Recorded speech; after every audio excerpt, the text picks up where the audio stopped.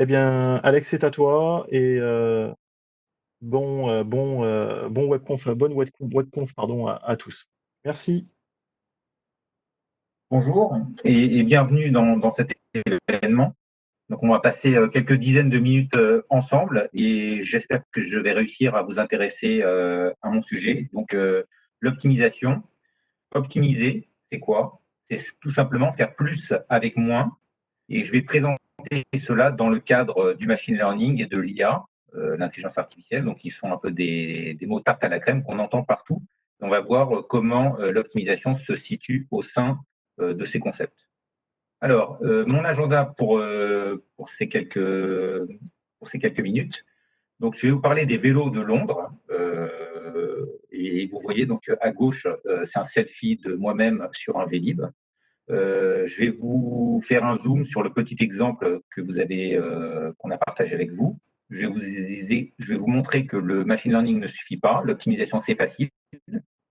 Le machine learning et l'optimisation, des défis, des devoirs, des exemples, et ça sera le moment de se dire au revoir. Donc, sur cette photo à gauche, vous voyez donc sur un Vélib, cherchant une place pour rendre ce Vélib, mais je n'avais pas trouvé de place. Et on m'a photographié. Et j'étais en train de réfléchir à quoi? Au succès qu'on a eu à Londres, où les Vélib londoniens, donc l'équivalent, c'est-à-dire des vélos qu'on peut prendre en libre accès un peu partout et qu'on peut rendre partout, qui s'appellent en Angleterre les vélos Boris Johnson, parce que c'est Boris Johnson, l'actuel Premier ministre, qui les a mis en place. Et donc les Londoniens appellent ça les Boris Bikes. Ils sont très contents et on va voir pourquoi est-ce qu'ils sont contents, parce que c'est un rapport avec l'optimisation. Donc ça, c'est la ville de Londres. Peut-être que vous reconnaissez. Les stations, quand vous voyez du vert, c'est que la station est pleine. Rouge, c'est qu'il y a des chances qu'elle soit vide. Et la consommation, l'utilisation des Vélib, donc des vélos londoniens, dépend bien sûr du climat. Donc, il peut faire beau à Londres, c'est rare. Il peut faire assez nuageux, comme ici, ou nuageux comme ça. Et en fonction donc de la météo, l'usage des Vélib va être différent parce qu'il y a des gens qui vont plus ou moins les utiliser. En plus de ça, il va y avoir un certain nombre d'aspects en fonction des événements. Où est l'optimisation derrière cela? Donc, le machine learning prédit combien de vélos vont être utilisés de telle station à telle station. L'optimisation après le machine learning, en fonction des forecasts qui peuvent être pendant la journée ou pendant la nuit, en fonction donc des demandes qu'il va y avoir qui ne vont pas être satisfaites, on va avoir donc un problème de déséquilibre. Donc, quelque part, le machine learning prédit la consommation, qui va utiliser, enfin, combien de gens vont utiliser des Vélib de tel endroit à tel endroit. Et l'optimisation va donner des consignes pendant la nuit. Quel vélo déplacer pendant la nuit pour que le matin, il y ait un peu des vélos partout et pas des stations vides. Et pareil pendant la journée, sachant qu'il y a une amende qui est payée par l'opérateur des vélos à chaque fois où une station est soit vide, soit pleine. Donc, c'est à peu près la même chose qu'à Paris ou dans d'autres villes. Sauf qu'à Paris, j'ai discuté avec JC Decaux à l'époque et ce système-là ne les intéressait pas. Euh, à Londres, ils ont été intéressés et c'est un déploiement vraiment très intéressant avec une vidéo sur YouTube fascinante. Et c'est de l'optimisation. Ça montre à quoi l'optimisation peut servir sur un cas très simple utilisé par des tas de gens dans la vie de tous les jours. Donc l'optimisation, c'est faire plus avec moins. Donc là, vous voyez donc ces vélos qui sont d'ailleurs subventionnés par Santander, la banque espagnole. Et donc le pic, donc le maximum de l'utilisation du système a été atteint très rapidement après la mise en place de ce système. Donc grâce à ce système, grâce à ce côté innovant des Vélib londoniens, d'ailleurs, l'opérateur a été reconduit dans sa concession, ce qui n'a pas été le cas à Paris, Vélib-Gate. Moi-même, utilisateur régulier du Vélib, j'ai vu que le système est beaucoup moins bien qu'avant et il y a de temps en temps des stations vides et des stations pleines, donc une grosse nuisance. Donc ça, j'espère que ça vous montre un peu à quoi l'optimisation peut être utilisée dans un système temps réel, tous les jours, dans une grande ville comme Londres, en attendant que ce soit répliqué ailleurs. Mais encore une fois, une très belle vidéo sur YouTube sur le sujet. Donc, on entend parler d'intelligence artificielle un peu partout. et de machine learning. Moi-même, ça fait, je me suis pas présenté en fait, mais c'est l'occasion. Donc ça fait 10 ans que je suis avant-vente pour défendre les solutions d'optimisation au sein d'IBM, donc issu d'un rachat d'une société française qui s'appelait Ilog, dans laquelle je suis rentré il y a 15 ans, donc avant de promouvoir en tant qu'avant-vente ces solutions d'optimisation. J'étais dans nos labs et avant, enfin dans les labs qui développent ces outils. Et avant ça, je les utilisais dans des entreprises qui se servaient des solutions d'optimisation. Donc ça fait à peu près 20 ans que je suis autour de Ciplex, donc l'outil d'optimisation de décision au sein d'IBM. Et avant ça, il y a très longtemps, j'avais fait un DEA d'intelligence artificielle. Donc, j'ai toujours un peu baigné là-dedans. Donc, et à titre biographique, il se trouve que ma première entreprise où je suis rentré à l'issue de mes études, il y a un moment maintenant, il y a 24 ans, c'était IBM. IBM où je suis rentré en disant que je voulais faire de l'intelligence artificielle. Je suis rentré chez IBM en pensant aux échecs parce que IBM venait de gagner contre Kasparov avec son ordinateur. Bon, je n'ai pas trouvé. L'intelligence artificielle était encore à l'époque dans son hiver. On parle d'un hiver de l'intelligence artificielle. Mais bon, l'intelligence artificielle m'a rattrapé par le rachat d'Ilog par IBM. Donc, il y a eu un article très intéressant d'IBM Research il y a moins d'un an, essayant d'expliquer où se situe l'optimisation dans le machine learning. Donc, pour situer ça avec des prix Nobel d'économie, Kahneman et Tversky, donc eux, ils ont vraiment identifié que dans nos comportements soi-disant rationnels, en fait, nous les humains, nous avons deux cerveaux. Un cerveau qui ressemble au cerveau du primate et un cerveau un peu moins évolué qui est celui des reptiles.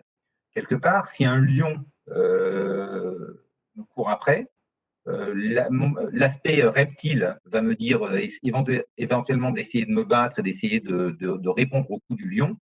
Le primate que je suis va se dire c'est peut-être pas très malin, il vaut mieux courir, il vaut mieux ne pas être dans l'affect immédiat, essayer de mesurer mes options.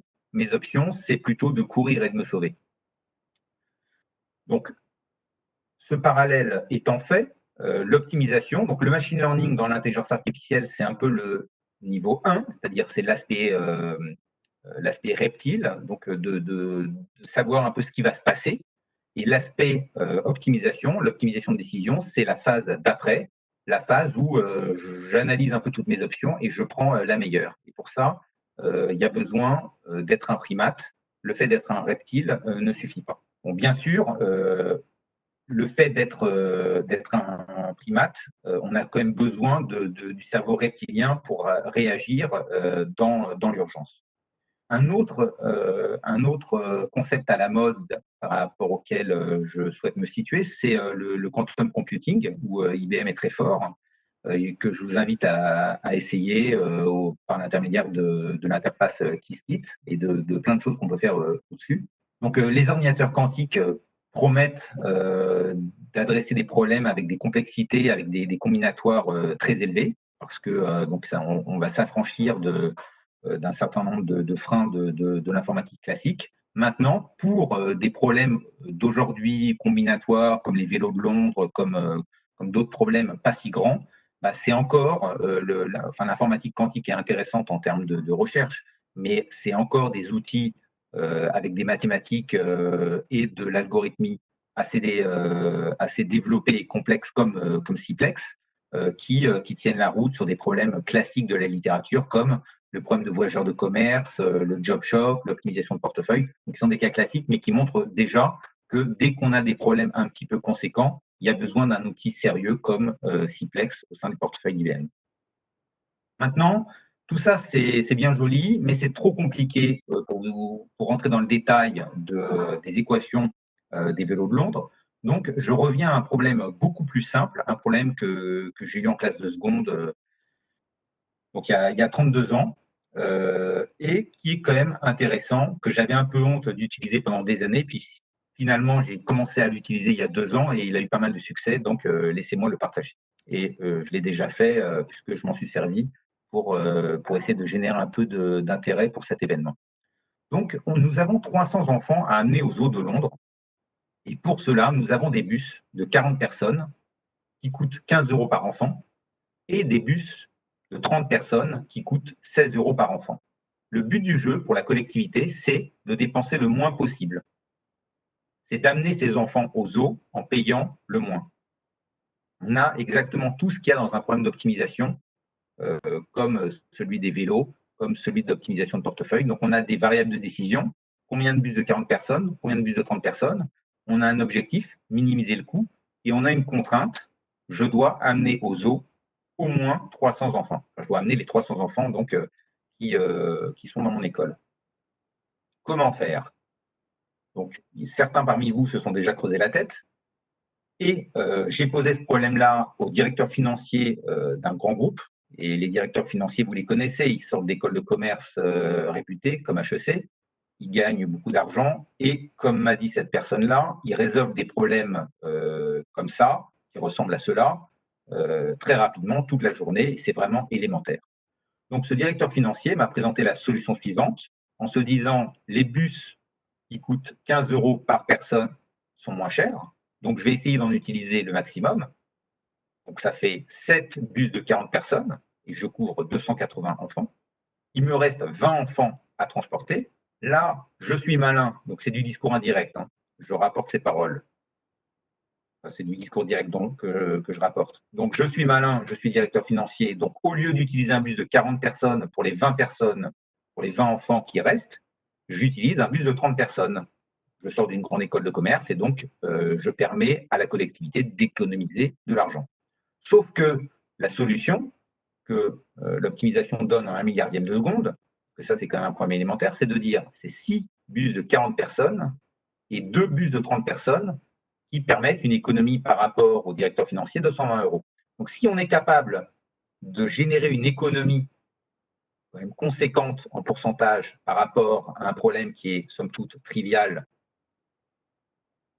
je vous laisse imaginer combien l'optimisation peut générer de retour sur investissement sur des problèmes plus importants de la vie réelle, du commerce, en pratique, voire sauver des vies dans certains cas. C'est énorme. Donc, où est-ce que l'optimisation se situe dans le panorama logiciel? Donc, imaginez votre voiture. Donc, vous conduisez votre voiture.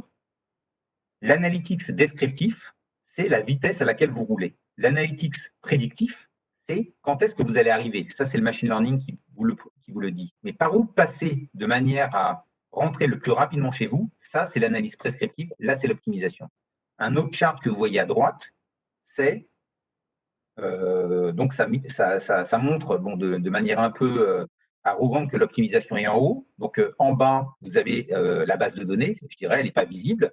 Et au-dessus, quand on essaye de monter en termes d'intelligence, donc nous avons l'analytics descriptif, puis l'analytics prédictif, ce qu'il va se passer, et l'analytics prescriptif, qu'est-ce qu'il faut faire? Qu'est-ce qu'il faut faire par rapport à un futur certain? Ça, c'est l'optimisation classique. Qu'est-ce qu'il faut faire par rapport à une distribution de probabilité d'événements? Ça, c'est l'optimisation stochastique. Par exemple, pour demain à Londres, je ne sais pas quel temps il va faire, 80% de chances qu'il fasse beau, 20% de chances qu'il fasse très mauvais, et je dois prendre des décisions tout de suite. Combien de personnes recruter pour transporter des vélos? Donc, je dois décider tout de suite par rapport à ça. C'est de l'optimisation stochastique. Donc, une question que je vois dans le chat, quels sont les prérequis pour un développeur pour utiliser les solutions d'optimisation d'IBM? Étant donné, et on le verra par la suite, qu'on a des API dans tous les langages, C++, Java, .NET, Python et autres de modélisation, en fait, il y a seulement besoin de ne pas avoir peur d'une équation du genre celle qu'on a vue pour le nombre de bus. Donc, il y a un coût d'entrée facile. Donc, l'idée, c'est d'avoir fait une suite de moteurs non seulement très efficace, très rapide, mais aussi facile à utiliser pour que l'utilisation de ces moteurs d'optimisation ne soit pas réservée à une élite. Une autre question, c'est des cas d'optimisation dans le cadre de l'assurance. Donc, il y a des cas, donc on va revenir là-dessus, donc il y a des cas d'utilisation dans tous les domaines, parce que faire plus avec moins, à moins d'être dans une situation de rente où l'argent tombe du ciel. En fait, quasiment toutes les entreprises souhaitent faire plus avec moins, et donc il y a des cas d'utilisation dans tous les domaines. Et à chaque fois, donc, on a une discussion relativement verticale par domaine d'activité sur ce qu'on peut éventuellement optimiser. Donc, des cas, par exemple, le cas classique dans l'assurance, et c'est le cas en fait qui est à l'initiative, qui est derrière en fait l'optimisation de portefeuille dans la banque, dans la finance, sur les marchés financiers. Donc, j'ai un ensemble d'actifs et je veux décider quel actif acheter de manière à ce que mon portefeuille génère le maximum de retour sur investissement, donc que je gagne le maximum d'argent, mais je veux à la fois gagner beaucoup d'argent et minimiser mon risque. Ça, c'est le cas classique de l'optimisation de portefeuille utilisé par de nombreuses assurances et banques. Et ça, c'est vraiment un cas qui est né dans le monde assurantiel. La personne qui a écrit ces équations, Markowitz, a eu le prix Nobel suite à ces équations d'optimisation. Bon, il a mis pas mal de temps à obtenir son prix Nobel parce que dans les années 50, où il avait commencé à travailler, son maître de thèse, Milton Friedman, lui avait dit que ce qu'il faisait, c'était n'importe quoi et que ça ne valait rien. Mais bon, 40 ans plus tard, il a eu un prix dans les années 90, il a eu le prix Nobel sur ces histoires d'optimisation. Donc, ne pas hésiter à revenir vers moi, en tout cas, pour creuser plus avant par domaine d'activité. Et justement, là, sur ces histoires d'assurance, un cas où, justement, pour montrer que l'optimisation complète très bien le machine learning, le machine learning, quand vous êtes, là c'est un cas d'assurance, qui peut vendre à ses clients soit des assurances maison, des assurances auto. Comment, et par client, on peut éventuellement savoir combien on va éventuellement gagner. Et ça, c'est le machine learning qui le prédit. Mais si le client, il a une propension à acheter qui est limitée, c'est-à-dire il ne va pas à la fois acheter une assurance, il ne va pas à la fois prendre son assurance maison et auto chez vous, comment, et si vous avez une capacité à assurer des maisons et des autos limitées, comment proposer le bon produit financier au bon client de manière à globalement gagner le maximum d'argent. Ça, c'est un problème d'optimisation qui est au-dessus du machine learning classique de l'assurance. Donc, le problème précédent qu'on a vu avec les bus, j'espère que vous l'avez bien compris, on va revenir dessus encore et encore. Donc, il a été, je l'ai posté sur LinkedIn, avec à gauche en anglais, au milieu en OPL, notre langage de modélisation haut niveau, qu'on peut d'ailleurs brancher avec tous les langages de programmation, et à droite en Python. Il se trouve que cet article a eu beaucoup de succès. Il y a d'abord quelqu'un d'Amérique du Sud qui m'a contacté en me disant est-ce que si je lui donnais le droit de traduire cet article en espagnol, et depuis, ça fait boule de neige, et en 2 ans, ça a été traduit en 23 langues. Bon, le français, bien sûr que ça, je m'en suis chargé, mais l'hindi, le perse, le catalan, l'espagnol, le portugais, donc 23 langues. Et il se trouve que les langues dans lesquelles ce poste a été le plus populaire, c'est l'anglais, le français en deuxième. J'ai beaucoup d'amis en France ou de connaissances, j'ai l'impression. Et puis après, c'est plus intéressant. En Hollande, ils aiment beaucoup économiser, donc le hollandais en troisième, l'hébreu, l'allemand, le chinois, le turc, l'arabe, le russe, puis le coréen, le perse, l'italien, le portugais, l'espagnol. Donc, on peut utiliser nos moteurs d'optimisation à l'intérieur de la plateforme Watson Studio d'IBM, donc qui permet de faire du machine learning, et des statistiques de savoir par quel langage nos utilisateurs utilisent Ciplex. Donc, en grande majorité, c'est en OPL, donc le langage de modélisation haut niveau, 32%. Python, très populaire, 25%. Et puis Java, 16%. Le monde C++, 14%. Julia, 4% pour croissance, et puis d'autres, 9%. On peut utiliser des langages variés. On peut utiliser l'optimisation en local sur sa machine, sur mon PC, sur un serveur, dans le cloud, donc au-dessus d'Excel, au-dessus de MATLAB, au-dessus de Planning Analytics, au-dessus de plein de différents outils. Donc, c'est possible d'utiliser et d'ajouter de l'optimisation à pas mal d'outils différents. Alors maintenant, je reviens encore en arrière, donc sur quand j'étais en seconde, donc, et que notre professeur de mathématiques nous a donné cette énigme pour le jour d'après, donc transporter des enfants. Donc, à l'époque, ce qu'elle voulait qu'on fasse, notre professeur, c'était qu'on fasse de la géométrie. On avait 14 ans. Et donc, avec une règle et une équerre, on peut trouver justement l'optimum. Donc, ça, c'est ce qu'on voulait qu'on fasse, c'est ce qu'elle voulait qu'on fasse.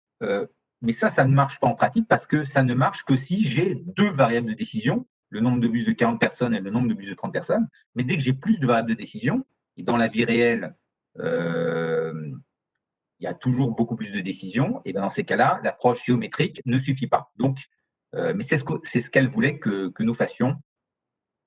Bon, j'étais déjà un peu rebelle à l'époque, donc j'avais écrit un petit programme en Pascal à l'époque. Là, je vous le retranscris en Python, un programme où j'énumérais toutes les possibilités et je trouvais la plus avantageuse. Donc, je teste toutes les possibilités. Donc, pourquoi ça ne marche pas dans les cas réels? Parce que ça marche avec deux variables de décision, parce que la combinatoire est limitée. Mais dès que j'ai 100 000, 1 million de variables de décision, ça ne marche plus du tout, sauf si éventuellement on avait de la magie ou du quantique un jour, mais en tout cas, avec les ordinateurs classiques, ça ne marche pas. Il faut plus que l'âge de l'univers pour résoudre des problèmes qui ne sont pas si gros. Donc, il faut utiliser un outil pour ça.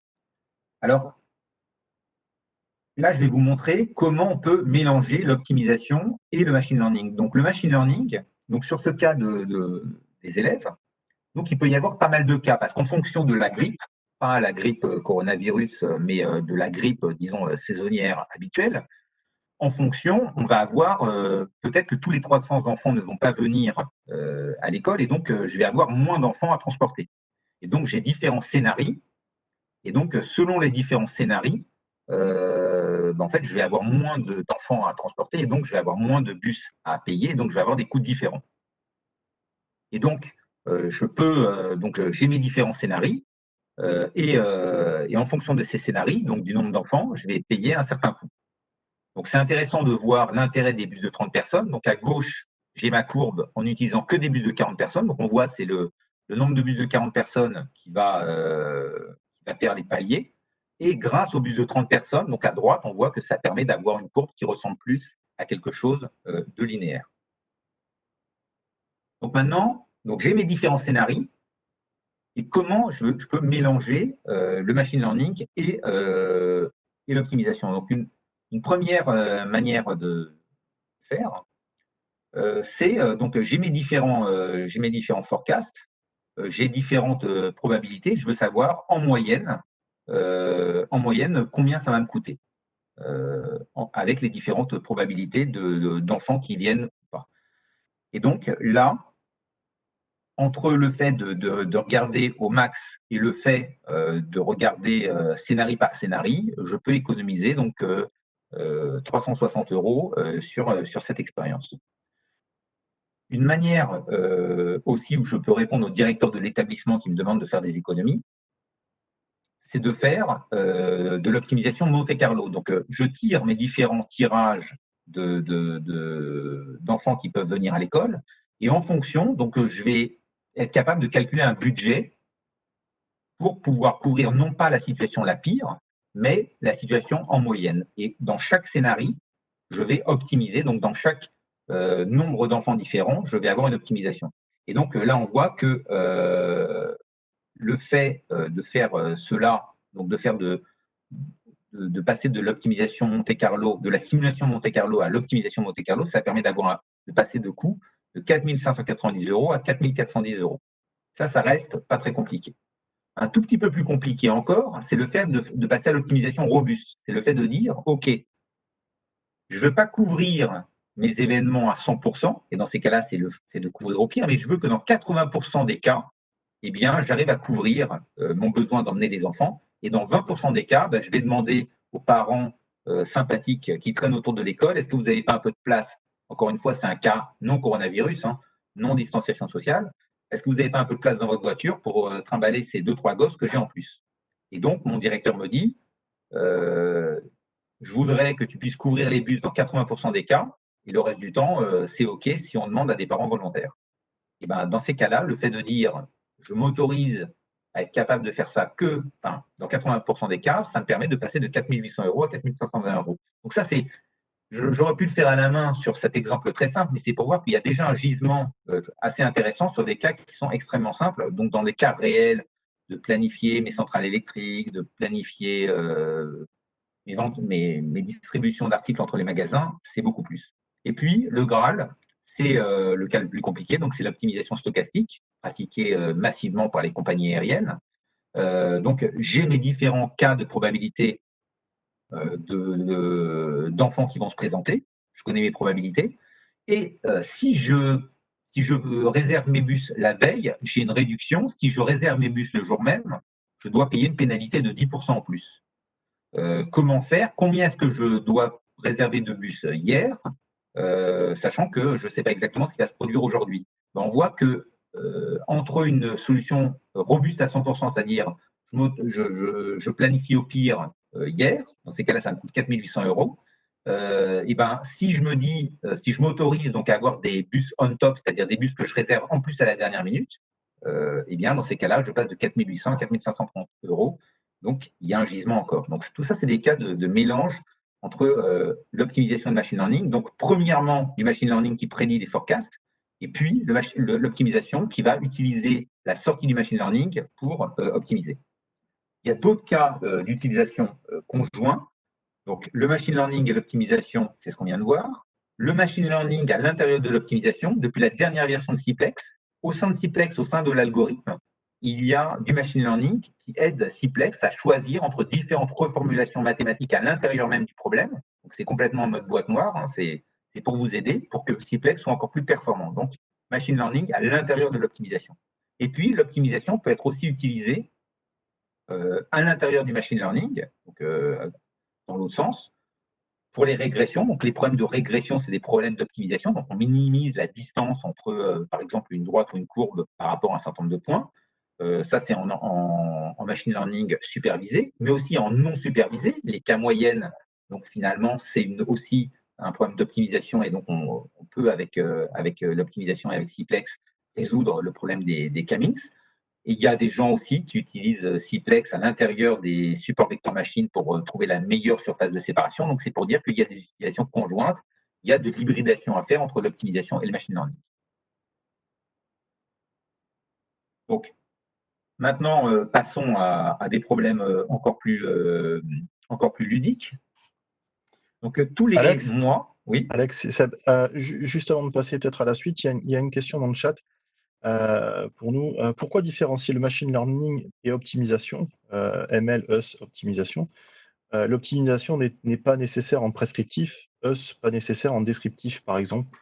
C'est juste en fonction du cas d'usage du machine learning. Je ne sais pas si tu vois la question. Oui, bon, il y a des gens qui… Donc, le machine learning, après disons, l'hiver de l'IA, est devenu vraiment très à la mode pour plein de raisons, pour des capacités de calcul, des capacités de stockage qui n'existaient pas avant. Donc, il y a des choses qui marchent très bien dans le machine learning. L'optimisation, je dirais, c'est différent parce que le machine learning, c'est le fait de prédire, c'est-à-dire j'ai un certain nombre de données du passé, d'historique, et je veux prédire ce qui va se passer en fonction de ce qui s'est passé dans le passé. L'optimisation, c'est, pour expliquer rapidement, c'est faire plus avec moins, c'est le problème des bus. Mais avec le machine learning, je ne peux pas résoudre mon problème de bus, parce qu'avec mon problème de bus, je n'ai pas d'historique sur ce qui s'est passé. Et donc, le machine learning, ce n'est pas ça qui va répondre. Mais donc, il y a plein de cas où c'est les deux conjointement, ou l'un tout seul, qui va répondre au problème. En tout cas, c'est des technologies, c'est des techniques qui sont très proches. Une autre question que je vois dans le chat, c'est: existe-t-il un outil similaire à Ciplex pour les problèmes simples d'optimisation qui peuvent être traités sur un navigateur? Donc, il y a des outils plus simples, mais pour info, il y a une version Community Edition gratuite de Ciplex pour traiter les problèmes jusqu'à 1000 contraintes, 1000 variables, donc des problèmes qui ne sont pas si petits, mais qui ne sont pas industriels. Donc, il existe une solution Cplex gratuite, Community Edition, qui permet que vous pouvez embarquer gratuitement et qui peut répondre à ça. Donc, je repasse au slide. N'hésitez pas à me recontacter à l'issue de cette présentation pour plus d'informations. Il y aura des liens de toute façon aussi pour pouvoir creuser. Donc, en plus de fournir du logiciel, du matériel, des services et plein de choses, IBM, gratuitement, fournit depuis plus de 20 ans des énigmes gratuites au monde entier. Et donc, celle-là, je l'aime beaucoup, je vous dirai pourquoi. Donc, vous avez 11 pièces de monnaie. Il y en a 2 qui sont fausses, qui sont plus légères que les autres. Vous avez des balances. Vous pouvez faire ce que vous voulez, mais en 4 pesées qui doivent s'effectuer tout de suite, vous devez identifier les 2 pièces de monnaie qui sont fausses, les 2 qui sont plus légères. Donc, vous ne pouvez pas attendre d'avoir un premier résultat pour faire la deuxième pesée, il faut faire les 4 pesées d'un seul coup. Comment faire? Donc ça, c'était une énigme qui a eu il y a déjà 2 ans. Et j'aime beaucoup cette énigme parce qu'elle est très simple. Et aussi parce que j'étais deuxième à cette énigme en utilisant Cplex, bien sûr, parce que je m'ajoute une contrainte en plus, c'est d'utiliser Cplex pour résoudre ces énigmes. Et donc, il y a comme vous pouvez le lire ici, il y a des gens qui se retrouvent aux urgences, ils sont très malades. C'était il y a longtemps, hein, c'est pas encore dans une problématique coronavirus. Et ils sont entre la vie et la mort aux urgences. Et ce qui leur permet de tenir, c'est le problème IBM Pondersy, c'est-à-dire qu'ils veulent le résoudre, ils veulent être là avec moi ici, et donc ils discutent avec leur famille. Ah ouais, ce mois-ci, comment approcher le problème. Donc il y a des problèmes comme ça tous les mois, et donc pour ceux qui aiment les challenges, pour ceux qui aiment les défis, je vous invite à regarder. Donc ça, c'était en mai 2018. Et puis la revanche, c'est en septembre 2019. Où là, j'étais pas deuxième, j'étais premier. Bon, ça m'est arrivé qu'une fois. Et c'est encore un problème financier, ce qui me permet de dire que dans l'industrie, on a souvent des retours sur investissement mesurés chez nos clients de l'ordre du million d'euros. On verra des exemples. Mais dans la finance, dans la banque, ça peut être le milliard. L'optimisation, ça fait partie d'un cycle dans l'analytique. Ça fait partie du cycle. Donc, on est dans le what should we do? Qu'est-ce qu'il faut faire? Mais ce qui complète la partie qu'est-ce qui va se passer, qu'est-ce qui s'est passé, et on itère et on peut partir de n'importe où pour compléter. Donc, des cas mesurés chez nos clients. Donc, il y a des prix Nobel d'optimisation avec des cas mesurés par des sortes d'inspecteurs indépendants qui mesurent les retours sur investissement chez nos clients. Et donc, pour vous montrer des exemples réels avec des noms de clients qu'on peut donner, parce qu'il y a des clients aussi qui ne veulent pas partager leur succès pour éviter que leurs concurrents à eux fassent pareil, ce qui est souvent le cas dans la banque. Donc, à gauche, c'est les chemins de fer hollandais. En replanifiant les mouvements de tout leur matériel roulant, locomotives et wagons, ils économisent plus de 20 millions d'euros par an. Et je suis allé les voir l'année dernière, ils sont vraiment très contents. En second, c'est la Banque centrale mexicaine. En faisant un netting des achats-ventes, ça leur permet d'avoir moins d'actions et d'actifs et d'argent dans leur poche, en faisant moins la banque du Monopoly. Et donc, ils ont économisé 240 millions de dollars en 18 mois. L'électricien espagnol Red Electrica, ils économisent 50 000 euros par jour. Et à droite, donc le cas le plus marrant, qui est le plus ludique, c'est IHG. En changeant de 1 euro, 2 euros ou 1 dollar, 2 dollars en plus ou en moins sur toutes leurs chambres au niveau du mondial, en mettant la pression sur personne, ils ont eu ce gain. Et donc, c'est pour vous montrer que les compagnies aériennes, les hôtels, les compagnies de train, comme les billets Prums ou autres types de pricing pour la SNCF, sont très friands de ces solutions de revenu management, de yield management, qui utilisent l'optimisation, qui utilisent en fait l'élasticité des prix en entrée, qui peut venir du machine learning, c'est-à-dire quelle va être la variation de ma demande en fonction de la variation de prix pour calculer le juste prix par segment de marché potentiellement. Donc vraiment très intéressant, quel que soit le domaine d'activité. quels que soient les domaines, donc on a, à partir du moment où il y a des ressources contraintes, à partir du moment où il y a des enjeux à mesurer, il y a des sujets d'optimisation à creuser, que ce soit pour maximiser le nombre d'avions qu'on peut produire par unité de temps, que ce soit minimiser la pollution. Il y a des sujets dans tous les domaines. Ou des sujets très classiques en logistique, c'est-à-dire j'ai une certaine demande à couvrir, donc c'est mes clients. Où est-ce que je dois mettre mes entrepôts, sachant que je dois arbitrer entre une qualité de service, donc servir mes clients le lendemain, versus un coût de stockage, parce qu'avoir des entrepôts ouverts un peu partout, bah, ça va me coûter cher parce que je vais avoir un coût de stockage. Donc, je dois arbitrer entre soit économiser sur et avoir une meilleure qualité de service, ou alors sur les entrepôts. Toujours est-il que c'est des enjeux différents et donc souvent on se pose des questions qui vont être sur des critères différents et c'est pas si facile que ça de choisir et l'optimisation aide.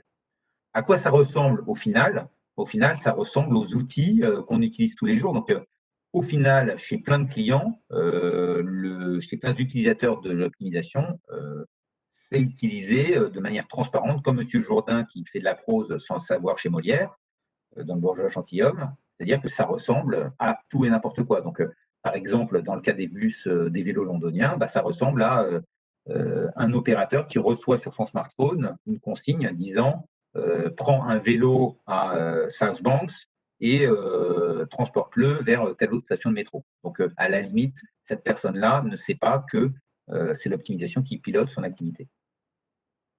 Donc, pour généraliser un petit peu, donc quel que soit le problème d'optimisation, on a des entrées. Donc, par exemple, j'ai 300 enfants, j'ai des bus de 40 personnes, j'ai des bus de 30 personnes, et je veux minimiser mon coût, et je reçois mes résultats. Souvent, ça ne suffit pas, c'est-à-dire que les utilisateurs, ils veulent faire de la simulation.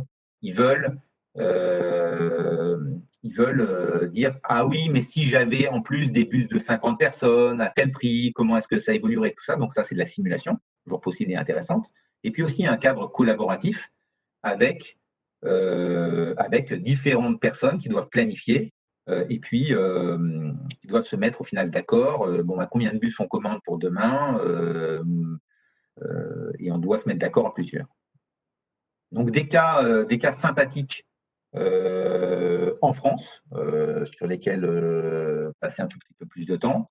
Donc on a une douzaine d'hôpitaux, dont l'hôpital de Dijon que j'ai visité, ou dont j'ai pu voir les utilisateurs vraiment très contents qui utilisent ça. Donc brancardage optimisé, ça veut dire qu'en temps réel, pendant la journée, les déplacements des brancardiers sont pilotés et optimisés par Ciplex, par l'optimisation, l'outil dont je viens de vous parler. Donc toutes les 30 secondes, les positions des brancardiers sont capturées, et en fonction de la demande de transport, emmener tel malade se faire opérer, emmener tel malade à telle séance de rayon, emmener tel malade à tel endroit, et donc c'est l'optimisation qui va dire au brancardier, qui va envoyer sur son smartphone la consigne. Là, tu laisses le malade A dans le couloir sur son brancard et tu cours récupérer le malade B et tu l'amènes à tel endroit. Le retour sur investissement de cette application, qui est ma préférée, c'est que donc les brancardiers marchaient 18 km par jour et ils ne marchent plus que 12 km en moyenne. Ils ont 1 heure garantie de pause dans la journée. Il y a 2 postes de régulateurs qui ont été enlevés. Les gens ont été promus à de meilleures activités. Et le bloc opératoire en moyenne ferme 1 heure plus tôt. Il y a 15 blocs opératoires. Ça fait du 15 000 € de retour sur investissement par jour. Et on peut passer à une autre optimisation, comme optimiser le bloc chirurgical, qui peut aussi être optimisé à l'aide de Ciplex. Donc, je vois une question qui est: est-ce que vous travaillez sur une formalisation des inputs en mode langage naturel? Alors oui, on travaille dessus. Les modèles en fait d'optimisation, ils peuvent être rentrés sous la forme donc un mode en Python, en OPL, mais c'est aussi possible d'utiliser donc ce que nous appelons un cognitive assistant, qui va déduire en fait des intitulés des tables le modèle éventuellement à résoudre, et qui va, de manière interactive, demander à l'utilisateur, mais là, est-ce que j'ai des bus qui ont tel coût, est-ce que ce que tu veux, c'est minimiser le coût des bus pour transporter les enfants. Donc, il va intuiter, donc en mode inductif, à partir de langage naturel et pas à partir des intitulés des tables, qui va permettre de générer un modèle d'optimisation. Donc oui, on travaille dessus. Ça peut être, il y a des vidéos intéressantes sur YouTube, Cognitive Assistant. Donc ça, c'était le brancardage optimisé. Donc c'est mon cas préféré parce que ça sauve des vies et j'ai vraiment eu des clients très contents. Un deuxième cas intéressant, qui est le cas de la Banque Centrale Européenne, du projet T2S, donc de règlement livraison pour la Banque Centrale Européenne. Donc toutes les nuits à la sortie du marché, en fait, la Banque Centrale Européenne doit décider qui reçoit quoi et qui donne quoi en termes de titres et d'argent. Et ça fait un énorme problème de spaghetti parce qu'il y a une combinatoire énorme avec, en plus, comme si ce n'était pas déjà assez compliqué, des règles d'autocollatéralisation, c'est-à-dire que si je n'ai pas assez d'actifs, d'argent pour couvrir mes différents achats, dans ces cas-là, mes différents actifs peuvent être transformés en liquidité avec un certain nombre de règles légales. Par exemple, j'ai des actions de tel type, elles peuvent être transformées en cash en pratiquant un certain nombre de haircuts, donc en disant ça va être pris à 95% ou 80% de sa valeur. Et donc, c'est un problème très compliqué et donc Ciplex tourne là-dessus. Et c'est une très belle référence. Un autre cas d'utilisation chez Biosco, une start-up dans le monde agricole qui s'occupe de logistique agricole et qui permet à ses clients d'avoir des retours sur investissement très importants en utilisant Ciplex, qui est utilisé dans le cloud, donc un des modes de déploiement de Ciplex. Mais bon, il y a de nombreuses histoires comme ça. En France et dans d'autres pays, on a plus de 1000 clients finaux dans le monde. On a aussi plus de 300 éditeurs de logiciels qui nous embarquent dans leurs solutions pour justement permettre d'avoir de l'optimisation dans leurs solutions. Tout ceci, c'est gratuit pour les étudiants et dans le cadre de la recherche universitaire, dans le cadre de Academic Initiative, donc une grande initiative cross IBM. D'autres cas assez ludiques, donc dans le Beluga, qui sont publics parce qu'on a des tas d'histoires intéressantes, mais qui ne sont pas publiques, on ne peut pas nommer les clients, malheureusement, parce que c'est concurrentiel. Mais donc Airbus, pour transporter le maximum de pièces détachées dans le Beluga, donc les gros avions qui volent au-dessus de Toulouse, entre autres pour pour transporter des pièces détachées entre Toulouse et Hambourg, en maintenant les équations de stabilité des avions, c'est-à-dire l'idée c'est de mettre le maximum de pièces par transport, mais s'assurer que les équations de stabilité sont respectées. Pour faire ça, donc ils utilisent Ciplex, mais il y a des cas très très variés. Et donc par industrie, quand je rencontre, donc mon quotidien c'est de rencontrer des métiers de différents types, et donc par industrie, en fait les sujets, les histoires vont être à chaque fois très différentes. Le next Alex, step, oui. J'ai une question de Jean-Michel qui dit est-ce que on pourrait utiliser ces outils pour produire des emplois du temps de lycée avec des contraintes emploi du temps des profs, des élèves, des salles avec des contraintes projecteurs ou pas, ordi ou pas, des classes avec des groupes, des langues, des options, etc. Bien sûr, bien sûr. Et par exemple, des cas massifs de déploiement par pays. Donc, il y a des pays où on a été plus ou moins chanceux, successful. Donc, par exemple, Singapour, c'est un pays où on a vendu énormément de solutions d'optimisation. Il y avait une vidéo sur YouTube de 1 minute, une journée à Singapour, et ça montrait que tout est optimisé à Singapour, que ce soit l'aéroport, le métro, le port, et bien sûr les universités et les écoles. Et donc, les emplois du temps de tous les lycées de Singapour, pour répondre à la question de manière précise, sont optimisés avec Ciplex. Donc oui, c'est un très bon sujet, les emplois du temps. Donc il y a un certain nombre de pays où les emplois du temps étudiants ou lycées sont réalisés avec Ciplex. Les emplois du temps des infirmières espagnoles sont réalisés avec Ciplex, sachant qu'une infirmière, enfin une responsable d'infirmière, elle peut soit faire ce sudoku qui, moi, m'amuse de générer des emplois du temps, mais qui, elle, ne l'amuse pas. Il se trouve qu'en Espagne, c'était à peu près à mi-temps, elle faisait du sudoku d'emploi du temps. Et le fait d'utiliser l'optimisation, ça a permis de libérer la moitié du temps des infirmières, des responsables d'infirmières qui, au lieu de faire du sudoku, ont pu à nouveau faire de la formation et du care, du soin, c'est un peu leur métier. Donc, oui, éducation nationale, c'est un très bon sujet. Donc, le next step, en fait, après cette session, il y a un MOOC très bien fait qui s'appelle Mathematical Optimization for Business Problems, qui est gratuit sur Cognitive University.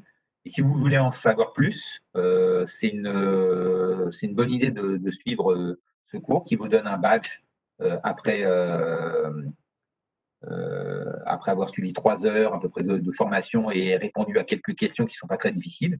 Mais ça peut vous donner un vernis intéressant de culture générale sur l'optimisation. On a des forums aussi assez actifs où on répond et de toute façon, on essaye de promouvoir ces technologies. Et pour rappel, donc je l'ai déjà dit, mais Ciplex Community Edition, c'est gratuit. Et donc, vous pouvez le télécharger dans les 5 prochaines minutes. Je vous remercie pour votre attention. N'hésitez pas à revenir vers moi pour toutes les questions ou énigmes que vous voulez. Écoute, merci Alex. Est-ce qu'il y a des questions? Il y a une question de Stéphane qui dit: peut-on dire que Ciplex, englobe une grande partie des algos classiques de recherche opérationnelle, théorie des graphes, algogénétique, etc., et les rend de manière transparente? Je dirais que la recherche opérationnelle, disons que c'est plus large, c'est la science qu'il y a derrière Ciplex, que les Américains ont tendance à rebaptiser la science des meilleures décisions. Donc, c'est plus vaste. Ciplex, c'est seulement un des outils. Maintenant, donc c'est un des outils, mais c'est vrai qu'à l'intérieur d'une résolution d'optimisation Ciplex, on embarque nous-mêmes des algos génétiques, de la théorie des graphes, des mathématiques sophistiquées. Donc, c'est un peu un mélange. Donc, Ciplex utilise toutes ces techniques-là, mais Ciplex peut être aussi vu comme un des outils à votre disposition pour faire de la recherche opérationnelle. Un peu, je dirais, c'est pas noir et blanc, tout est gris. C'est un peu comme le Ciplex et le machine learning, l'optimisation de machine learning. Tout ça, c'est un continuum. Et en tout cas, Ciplex fait partie intégrante de la recherche opérationnelle. Merci Alex. Écoute, moi ce que je te propose, c'est qu'à l'issue, quand on va pousser le replay sur YouTube, on mettra tous les liens qui vont bien sur les MOOC et là où on peut télécharger les environnements de développement gratuits, enfin, au moins du moins qu'ils puissent tester Ciplex en live. On pourra rattacher ça, si tu veux, au replay. Est-ce qu'il y a d'autres questions pour Alex? Profitez-en, on a encore quelques minutes devant nous. Non, je vois rien remonter, Alex. Alors, écoute, moi, ce que je te propose, si tu veux rajouter quelque chose, il te reste un petit peu de temps. Et sinon, on peut clôturer cette webconf. Moi, ce que je vous propose aussi, c'est qu'ils reviennent vers toi s'ils ont d'autres questions. Ton adresse email est partagée, donc profitez-en. Alex vous l'a proposé. Donc moi, je voudrais juste vous rappeler, merci beaucoup Alex pour cette superbe présentation. Je pense que moi, j'ai appris beaucoup de choses et je pense que toutes les personnes qui étaient avec nous ont également été éclairées sur ce sujet passionnant. En tout cas, un autre sujet passionnant la semaine prochaine, un petit peu rock'n'roll l'annonce, mais en tout cas, on propose le 10, mercredi prochain, un meet-up où on parlera, une webconf où on parlera de robotique bio-inspirée avec Julien Serre de l'unité de recherche d'Aix-Marseille qui s'inspire des fourmis pour faire de la géoloc sans connectivité, sans GPS, sans rien. Donc on partagera ça la semaine prochaine. Le 11 juin, on retrouve Jean-Michel Torres pour le troisième volet sur le quantique, comment ça fonctionne. Et entre autres, là, on mettrait les mains dans le cambouis, entre guillemets, puisque Jean-Michel vous expliquera comment on programme un ordinateur quantique. Et puis, un meet-up, une webconf qui me tient particulièrement à cœur, ce sont des collègues du lab IBM en France qui partageront avec vous cette histoire du Mayflower, un bateau autonome, et pas un petit bateau, parce que c'est un gros drone qui fait presque 36 mètres de long, dans lequel on a injecté des outils du lab, entre autres ODM, pour l'aider à naviguer entre Plymouth en UK et Plymouth aux US en mode totalement autonome, s'il n'y aura personne à bord, et avec de l'intelligence artificielle. Donc le bateau prendra lui-même ses décisions. Donc première traversée bientôt pour ce bateau avec voilà, de l'ODM on board et de l'intelligence artificielle avant de prendre des routes totalement différentes puisque ce bateau sera une plateforme de recherche dans lequel ils embarqueront des expériences bien plus tard. Voilà. En tout cas, plusieurs rendez-vous pour vous. Alex, merci encore pour cette webconf. Le replay la semaine prochaine et je vois avec toi pour partager un maximum de liens et d'informations sur le sujet de l'optimisation et des décisions. Merci à vous tous. Je vous souhaite une très bonne après-midi et je vous dis à très bientôt. Merci à vous. Au revoir. Merci, Au revoir, au revoir. Alex.